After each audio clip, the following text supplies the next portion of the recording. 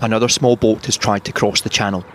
This one has been stopped, not because French police blocked it, but because the dinghy sunk. It is a new tactic for smugglers here in Dunkirk to launch from canals rather than beaches to evade police.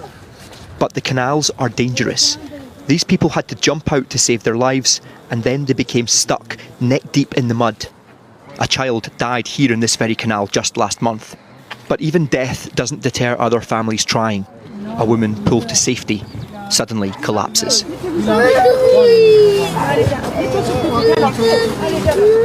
Her children are watching while police treat their mum for shock.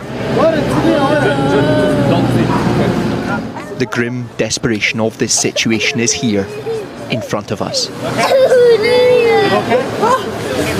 Those who are rescued are not under arrest, nor do they face deportation. In fact, this was filmed for us by one of the migrants on their long, humiliating walk back to their camp. This is a multinational organised crime operation, but the UK government has started targeting Vietnamese migrants in particular in a social media campaign to stop them making this journey. From evidence we saw in the camps, it's not working. They've travelled across continents to get here. What life did they leave behind for this? I'm in debt to the mafia in Vietnam, this man says. Eventually they gave me an ultimatum. Either I can go to the UK to work for them and repay the debt, or they'll sell my wife's organs. The smuggling gangs have their own social media campaign now too. We found out they are giving discounts to some on their boats to become influencers. They post the journey on TikTok, apparently showing how easy it is, and with details on how to join them. We have information about a specific encrypted messaging app the Vietnamese smugglers are now using here. So we set up a fake profile pretending to be Vietnamese, trying to get to the UK. One of our team then called a smuggler. Alo. Anh ơi, thì em đi cano đúng không? dạ, em không biết là anh lấy bao nhiêu. Hiện tại thì bên anh đang lấy giá 3 đồng em ạ. Helpfully, he then gives us the details for when his next boat is leaving. So we go to that location and wait. Our team spent 6 hours hiding in the sand dunes near Dunkirk, and this is what we saw. French police are out from before sunrise, searching. A group of around 40 is found, huddling together in the dark.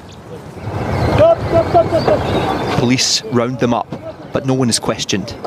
We watch as they are simply escorted back to their camps from where they came this morning. These vehicles on the beaches and the drones overhead are in fact paid for by Britain. Part of a £500 million package over 3 years agreed by Rishi Sunak to stop the migrants while they are in France. Police have so much presence here now it's hard to imagine how anyone could sneak past them here today.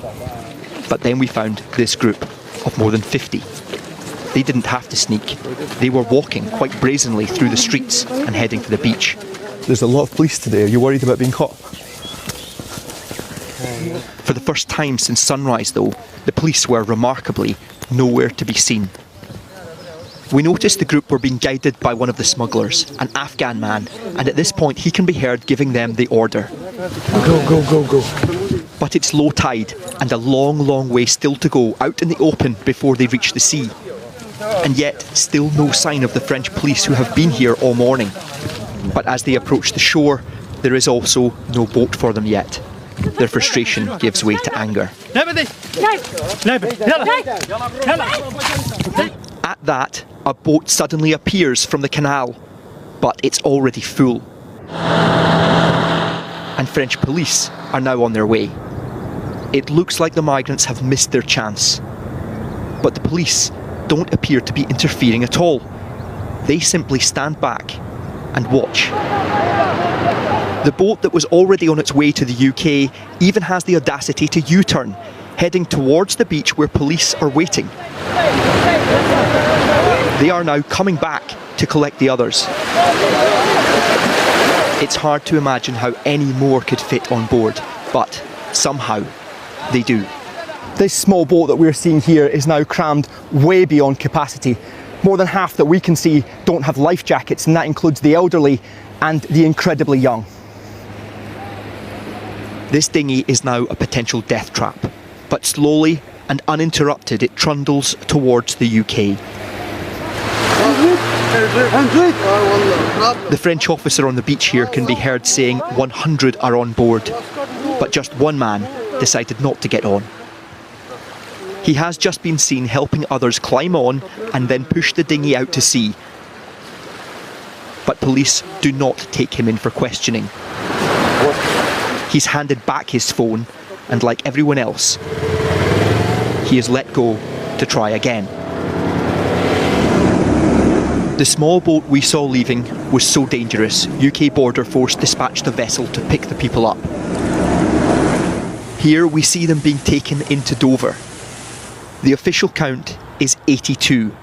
They've made it to the UK. Their claims for asylum here are now being processed. Another dawn in northern France. Another small boat has tried to